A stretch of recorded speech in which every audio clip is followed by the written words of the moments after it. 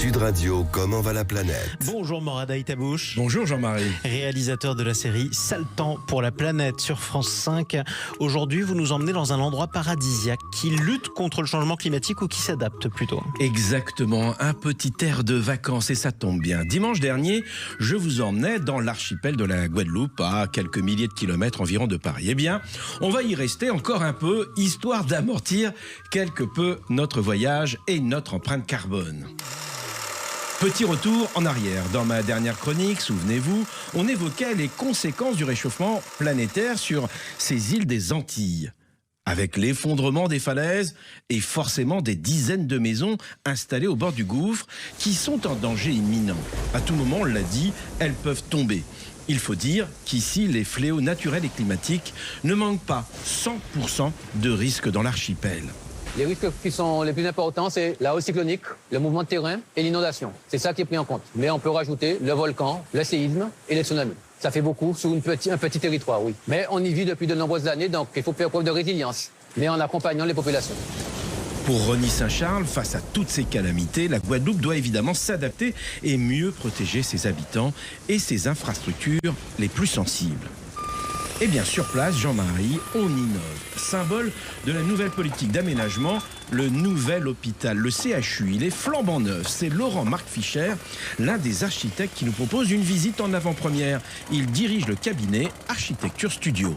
Là, nous sommes dans la rue Caraïbes qui distribue tout l'hôpital. La rue des Caraïbes, c'est l'artère principale et le cœur de l'hôpital. Ici, l'été, la température peut monter à plus de 50 degrés.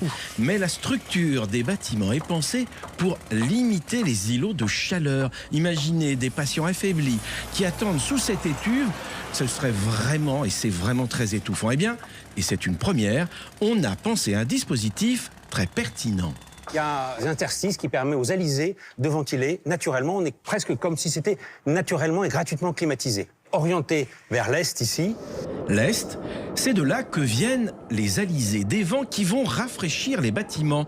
L'architecte et ses équipes s'inspirent en fait de la nature pour réussir cette prouesse technologique. Le toit peut aussi bouger ou plier comme un roseau sans jamais se rompre. En cas de cyclone, la structure, elle résiste. Et donc, c'est grâce à ces poteaux-là qui vont fonctionner un peu comme des roseaux ou des palmiers qui vont être souples et qui vont, comme ça, pas se rompre face à un cyclone et qui vont rester en place.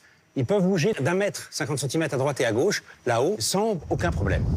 Vous vous rendez compte, Jean-Marie, il bouge sur 1 mètre. Mais ce n'est pas tout. Le bâtiment de 80 000 m², soit 12 terrains de foot, accueillera plus de 600 lits. Ici, tout a été pensé pour éviter la moindre interruption des activités. Une tempête, un cyclone, la structure tient bon. Un séisme, on fait juste le dos rond. On attend que ça se calme et c'est reparti. Dans la rue Caraïbes, en temps normal, elle fonctionne. Mais bien sûr, lorsqu'il y a un cyclone, on n'y accède pas. Ce qui n'empêche que l'hôpital, le CHU, fonctionnera toujours parce qu'il y a une galerie logistique en bas qui interconnecte tous les bâtiments et qui permet d'assurer la continuité du fonctionnement médical, même pendant un cyclone. Il a des groupes électrogènes qui fonctionnent. Il a une réserve d'eau pour 72 heures. Ça fonctionne. Et imaginez, ce bunker peut résister à tous les fléaux qui menacent le territoire. Ça, vous voyez, ce sont ce qu'on appelle les joints parasismiques. Ça veut dire un joint qui permet à la passerelle ici de se déplacer quand il y a un séisme de pratiquement 40 cm qui va venir là, qui va pouvoir repartir même plus loin et qui va bouger alors que ça, ce bâtiment, ne bouge pas. Mais ça veut dire quoi en pratique? L'architecte a une formule qui résume assez bien la situation. Ça veut dire que pendant un séisme, eh bien, le chirurgien ne risque pas de découper un peu trop le patient qui est dans la salle d'opération. Mais surtout aussi, les grosses machines ne sont pas affectées par l'accélération sismique. Tous les bâtiments sont protégés, sont parasismiques. Mais celui-là, c'est en plus, il ne ressent pas les secousses et l'accélération sismique. C'est rassurant, hein? Exactement, mais dans un cyclone, il arrive que des objets se transforment en missiles. On a déjà vu des containers s'envoler comme des fétus de paille. Impressionnant. Eh bien, là aussi, pas de souci. Dans une galerie comme ça, même les vitrages sont super renforcés. C'est presque du béton. Justement, bétonner toutes les options possibles et limiter les risques, c'est le credo et le parti pris des responsables locaux. Mais si je vous dis qu'au départ, les bâtiments devaient résister à des vents extrêmement violents, près de 250 km/h, on n'a jamais connu ça en métropole. Eh bien, après le passage du cyclone Irma, qui a détruit une grande partie des îles voisines, Saint-Martin et Saint-Barthélemy, en septembre 2017, il a fallu entièrement repenser l'hôpital. Déjà, dès le départ, on avait pensé à beaucoup de choses. Et il y avait beaucoup de dispositions paracycloniques, il y avait toutes les dispositions parasismiques.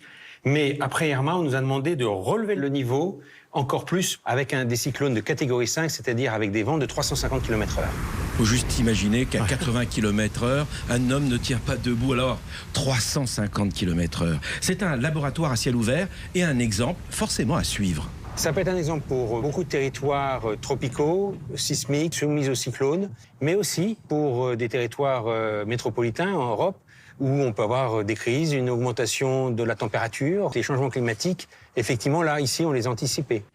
L'archipel de la Guadeloupe prouve, Jean-Marie, qu'elle peut appréhender le dérèglement climatique en devenant une vitrine pour les Caraïbes, les Antilles, mais aussi pour le monde entier. Elle est pas belle, la vie? Oui, c'est extraordinaire, en tout cas, ce génie civil déployé au service de la résilience de cet archipel. Merci beaucoup, Morad Aïtabouche. Ça fait du bien d'entendre aussi parler des Antilles françaises en bien sur l'innovation, alors même qu'on parle aussi beaucoup de la crise sociale, et on y reviendra également sur Sud Radio. Merci à vous. On vous retrouve dans un documentaire demain soir sur France 5, Sale temps pour la planète, Guadeloupe, beauté fragile. C'était le cas de le dire? Exactement, tout est dit dans le titre. À dimanche prochain.